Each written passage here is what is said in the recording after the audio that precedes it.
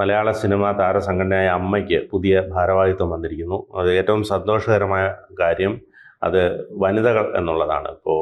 ഇപ്പോൾ വന്നിരിക്കുന്നത് ശ്വേതാ മേനോനും കുക്കു പരമേശ്വരനും അടങ്ങുന്ന ഒരു ടീമാണ്.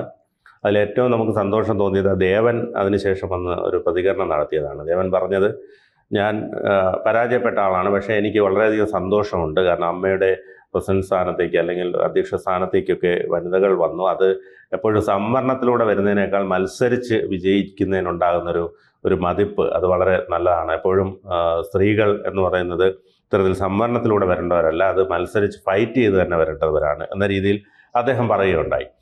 അപ്പോൾ ഇനി അങ്ങോട്ട് ഒരു സ്ത്രീകൾക്ക്, സിനിമയിലെ സ്ത്രീകൾക്ക്, ഇപ്പോൾ ഹേമ കമ്മിറ്റി റിപ്പോർട്ടിലടക്കം നിരവധി പരാമർശങ്ങളുണ്ട്, ചില പേജുകൾ ഒളിച്ചു വെച്ചിട്ടുണ്ട്. അപ്പോൾ സ്വാഭാവികമായിട്ട് ഇനി അങ്ങോട്ട് സ്ത്രീകൾക്ക് കുറച്ച് സുരക്ഷിതത്വം ലഭിക്കുമെന്നുള്ളൊരു പ്രതീതി മൊത്തത്തിൽ ഉണ്ടായിട്ടുണ്ട്. അത് എങ്ങനെ കാണാമല്ലേ? അതായത് ഈ AMMയുടെ തെരഞ്ഞെടുപ്പുമായി ബന്ധപ്പെട്ടുണ്ട്. എന്തുകൊണ്ട് തെരഞ്ഞെടുപ്പിലേക്ക് പോയി? എല്ലാവർക്കും അറിയാലോ, ഹേമ കമ്മിറ്റി റിപ്പോർട്ടായിട്ട് ബന്ധപ്പെട്ട് പ്രസിഡന്റിനെതിരെ ലൈംഗിക ആരോപണം വന്നതിന്റെ, പ്രസിഡന്റ് മാത്രമല്ല മുൻ സെക്രട്ടറി, പിന്നെ അതിന്റെ വൈസ് പ്രസിഡന്റ് ആയിരുന്ന ആള്, അവർക്കൊക്കെ എതിരെ ലൈംഗികമായിട്ടുള്ള ആക്രമണവുമായി ബന്ധപ്പെട്ട് സ്ത്രീകള് പരാതി നൽകിയതായിട്ട് ബന്ധപ്പെട്ടാണ് ഈ ആളുകൾ മുഴുവനും പോകുന്നതും ഈ കമ്മിറ്റി തന്നെ പിരിച്ചുവിടപ്പെടുന്നതും. മോഹൻലാൽ ഭയന്നിട്ട് എന്ത് ചെയ്യണം, ഹേമ കമ്മിറ്റിയിൽ ചില പരാമർശങ്ങൾ ഉണ്ടോ എന്നുള്ള ഭയത്തിലാണ് മോഹൻലാൽ യഥാർത്ഥത്തിൽ പ്രസിഡന്റ് സ്ഥാനത്ത് നിന്ന് രാജിവെച്ച് പോകുന്നത്. ഇനി അങ്ങനത്തെ ഒരു സാധനം ഏറ്റെടുക്കാൻ ഞാനില്ല എന്ന് പറഞ്ഞു. കാരണം ഈ സ്ഥാനത്തൊക്കെ ഇരിക്കുമ്പോഴായിരിക്കും ആളുകൾ കുറച്ചും കൂടി എന്നെ ആക്രമിക്കുന്നതെന്ന് പുള്ളി പേടിച്ചു കാണും. തീർച്ചയായിട്ടും മോഹൻലാലിനെതിരായിട്ടുള്ള പരാമർശം ഉണ്ടായിരുന്നു റിപ്പോർട്ടിൽ. പക്ഷെ അത് ഒന്നും പിന്നെ അത് കണ്ടിന്യൂ ചെയ്യാനായിട്ട് പരാതി കൊടുത്ത ആൾക്കാരും തയ്യാറായിരുന്നില്ല. ഹേമ കമ്മിറ്റിയായിട്ട് ബന്ധപ്പെട്ട എല്ലാ പരാതികളും, സിദ്ദിഖിനെതിരായിട്ടുള്ള പരാതി വെച്ച് ബാക്കിയെല്ലാം ഡ്രോപ്പ് ചെയ്യപ്പെടുകയും ചെയ്തു. പക്ഷെ കോടതിയിൽ നിലനിന്നിരുന്നു. കോടതി തന്നെയാണ് അത് ആൾക്കാർക്ക് ഒരു പ്രാഥമിക അന്വേഷണത്തിന് ശേഷം പരാതിക്കാർക്ക് മുന്നോട്ട് പോകാൻ താല്പര്യമില്ല എന്നതിന്റെ അടിസ്ഥാനത്തിൽ അത് ഡ്രോപ്പ് ചെയ്തത്. അപ്പോ ഇതിൽ ഒരു കാര്യം സംഭവിച്ചത് വളരെ, അതായത് ഇനി ലൈംഗിക ആരോപണത്തിന്റെ പേരിൽ ഈ AMMയുടെ കമ്മിറ്റിയെ പിരിച്ചുവിടേണ്ടി വരില്ല എന്നതാണ് ഇതിലെ ഏറ്റവും പ്രധാനപ്പെട്ട കാര്യം. അത് ഇപ്പോ ഈ ശ്വേതാ മേനോനും കുക്കു പരമേശ്വരനും ഒക്കെ ഫെമിനിസ്റ്റുകളൊക്കെ തന്നെയാണ്.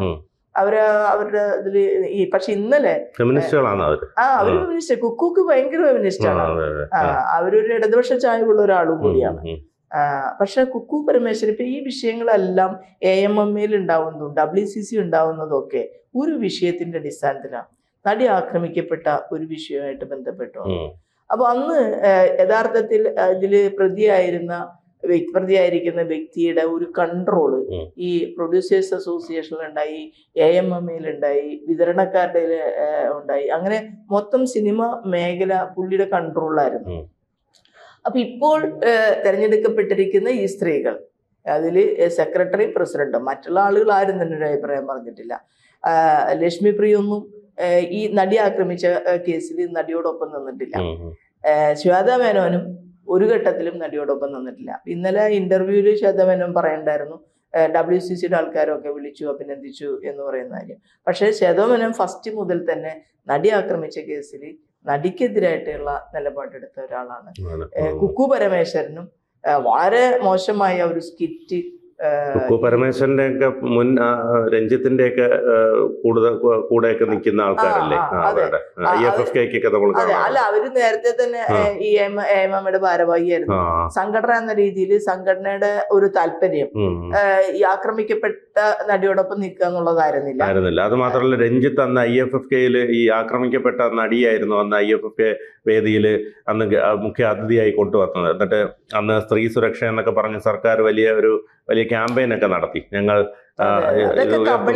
അതിന്റെ ഒരു 3 ദിവസം കഴിഞ്ഞിട്ട് ദിലീപിനെ ആദരിക്കുന്ന ചടങ്ങിൽ കാരണം ഒന്ന് കോംപ്രമൈസ് ചെയ്യാൻ വേണ്ടിയിട്ട്, ബാലൻസ് ചെയ്യാൻ വേണ്ടി ചെയ്തത്. കാരണം മാത്രമല്ല, ദിലീപ് ജയിലിൽ കിടക്കുമ്പോ പോയി കണ്ട ആളുകളിൽ ഒരാളാണ് രഞ്ജിത്ത്. രഞ്ജിത്തിന് ഒരിക്കലും ദിലീപിനെ വിട്ടിട്ടുമില്ല. അപ്പൊ ഇപ്പോൾ ഈ AMMയുടെ തലപ്പത്തേക്ക് വന്നിരിക്കുന്ന സ്ത്രീകൾ, ഞാനിപ്പോ എൻ്റെ ഒരു അനുഭവം എന്ന് പറഞ്ഞു കഴിഞ്ഞാൽ, സ്ത്രീകളായിട്ടുള്ള ജഡ്ജിമാര് അല്ലെങ്കിൽ സ്ത്രീകളായിട്ടുള്ള ഉദ്യോഗസ്ഥർ എല്ലാവരും സ്ത്രീകൾക്ക് അനുകൂലമായിട്ടുള്ള നിലപാടെടുക്കുന്നു എന്ന് നമ്മൾ കരുതരുത്. സ്ത്രീകളുടെ അനുഭവങ്ങളുമായിട്ട് ചെന്ന് പറയുമ്പോൾ അവരെ അപമാനിക്കുന്ന രീതിയിൽ സംസാരിക്കുന്ന, അല്ലെങ്കിൽ അവർക്ക് നീതി നിഷേധിക്കുന്ന, അല്ലെങ്കിൽ പ്രാഥമികമായി തന്നെ അവർക്ക് കൊടുക്കേണ്ട ഓർഡറുകൾ നിഷേധിക്കുന്ന പല വനിതാ ജഡ്ജിമാരെയും വനിതാ ഉദ്യോഗസ്ഥരെയും ഒക്കെ ഞാൻ കണ്ടിട്ടുണ്ട്.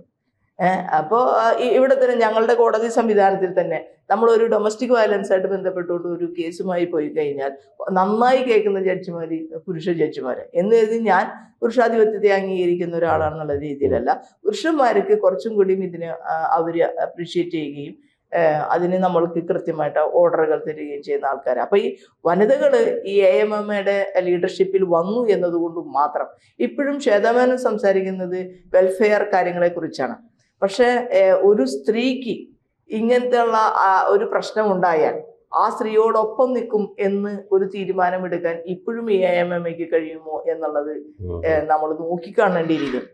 എനിവേ ഇത്തരത്തിലുള്ള ഒരു ജനാധിപത്യ പ്രോസസ്സിലൂടെ തന്നെ സ്ത്രീകളായിട്ടുള്ള ആളുകൾ ഭരണാധികാരികളായിട്ട് വരികയും അതിനെ കുറച്ചും കൂടി ഒരു സ്ത്രീകളുടെ കാഴ്ചപ്പാടിൽ കൊണ്ടുപോകാൻ കഴിയുകയും സ്ത്രീകളോട് അവരുടെ തന്നെ ഒരുപാട് സ്ത്രീകളുണ്ടല്ലോ, എത്രയോ ആളുകൾ ഇപ്പൊ പെൻഷൻ സംവിധാനം മാത്രമല്ലല്ലോ, എത്രയോ ഇതിൽ ഏറ്റവും കൗച്ചിങ് ആയിട്ട് ബന്ധപ്പെട്ടുകൊണ്ടാണല്ലോ ഈ സെക്ഷൽ ഹരാസ്മെന്റ് ഏറ്റവും കൂടുതൽ നടന്നത്. ആ സമയത്ത് ഈ കൗച്ചിങ്ങിന് വരുന്ന ആളുകൾ ആരും AMMയിലെ മെമ്പർമാരല്ല, ഒരു കാസ്റ്റിംഗുമായി ബന്ധപ്പെട്ടാണ് യഥാർത്ഥത്തിൽ എപ്പോഴും സിനിമാ മേഖലയിൽ സെക്ഷൽ ഹരാസ്മെന്റ് ഏറ്റവും കൂടുതൽ നടക്കുന്നത്. ആ പെൺകുട്ടികൾ വരുന്നു, അവരെ മോഹിപ്പിച്ച് ഇതിലേക്ക് എടുക്കാന്ന് പറഞ്ഞ് ആര് വരെ, നടന്മാര് മുതൽ സംവിധായകര് മുതൽ അവിടുത്തെ ട്രോൾ ബോയ് വരെ ഈ പെൺകുട്ടികളെ ഹരാസ് ചെയ്യുന്ന, സെക്ഷലി അബ്യൂസ് ചെയ്യുന്ന കാര്യങ്ങളുണ്ട്. ഇപ്പോഴും നിലനിൽക്കുക.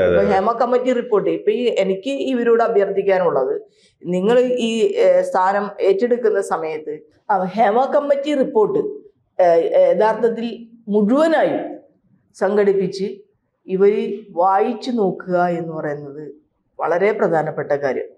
ഹേമ കമ്മിറ്റി റിപ്പോർട്ടിൽ വളരെ കുറച്ച് ഭാഗത്ത് മാത്രമാണ് ഈ സെക്ഷൽ ഹരാസ്മെന്റുമായി ബന്ധപ്പെട്ട വിഷയങ്ങൾ പറയുന്നത്.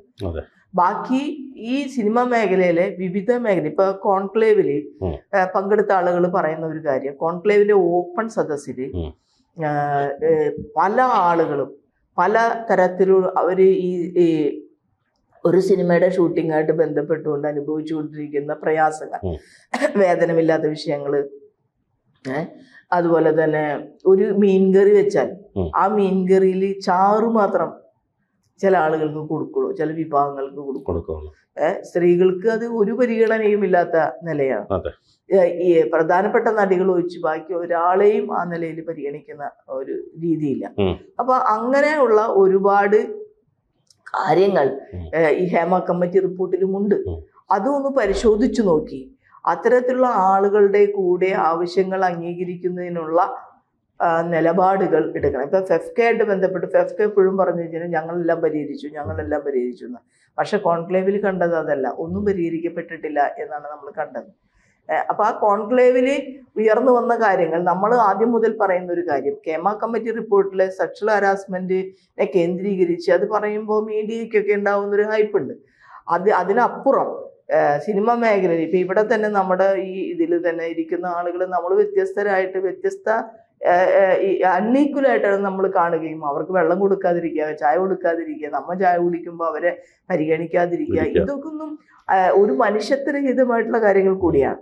അപ്പൊ അതുകൂടി ഈ സിനിമയിൽ നിലനിൽക്കുന്നു എന്നത് യാഥാർത്ഥ്യത്തെ ഉൾക്കൊണ്ടുകൊണ്ട് കുറച്ചും കൂടി ഒരുപാട് കാര്യങ്ങൾ ചെയ്യാൻ കഴിഞ്ഞില്ലെങ്കിലും കുറച്ചും കൂടി അപ്പൊ ഇവര് തെരഞ്ഞെടുപ്പ് കഴിഞ്ഞിട്ട് ഓരോ ലക്ഷ്മിപ്രിയ ആണെങ്കിൽ ശ്വേതാ മേനോനൊക്കെ പറയുന്നത് മമ്മൂട്ടി മോഹൻലാൽ ഇല്ലാതെ ഇതിന് ഫണ്ട് വരില്ല എന്നാണ്.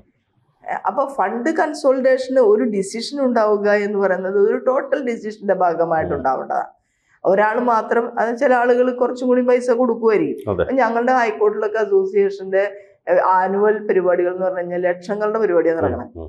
അപ്പോൾ ഞങ്ങളുടെ ഒന്നും പൈസ, ഞാൻ പോകാറുമില്ല, പൈസ കൊടുക്കാറുമില്ല. പക്ഷെ അവിടെ എല്ലാവരും ഒന്നും അങ്ങനെ പൈസ വാങ്ങിക്കാറില്ല. കൂടുതൽ പൈസ ഉള്ള ആളുകളുടെ നിന്ന് കൂടുതൽ പൈസ മേടിക്കുകയാണ് ചെയ്യുന്നത്. അപ്പൊ ഇത് അങ്ങനെ സംഘടനാപരമായി തീരുമാനമെടുത്ത് സംഘടന എന്ന രീതിയിൽ അതിനെ കൊണ്ടുപോകാൻ ഈ സ്ത്രീകൾക്ക് കഴിയട്ടെ എന്നാണ് നമുക്ക് ആശംസിക്കാനുള്ളത്. കുക്കു പരമേശ്വരനൊക്കെ ഒരു സെക്രട്ടറി എന്ന നിലയിൽ അതിന് ഓരോരുത്തരുടെയും ഗ്രീവൻസ് പരിഹരിക്കാൻ കഴിയും. ആ നിലയിൽ ഒരു മനസ്സ് അവർ കാണിക്കുമെന്ന് തന്നെയാണ് നമ്മൾ കരുതുന്നത്. പക്ഷെ നടിയെ ആക്രമിച്ച കേസിൽ അവരിതൊന്നും ചെയ്തിട്ടുമില്ല.